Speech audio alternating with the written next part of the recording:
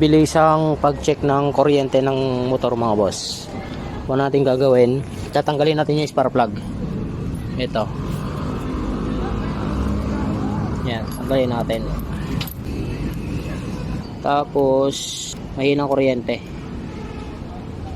Sablay. Hindi maganda yung sunog mga boss. Sablay. Yan, pero i-check pa rin natin.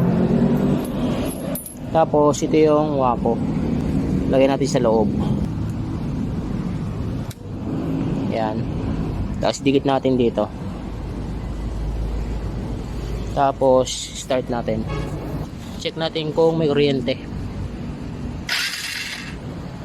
Kita. Yan. So ganun lang mag-check pag mabilisan mga boss. Pero pag walang lumalabas dito, kailangan mo nang silipin yung mga wiring nya.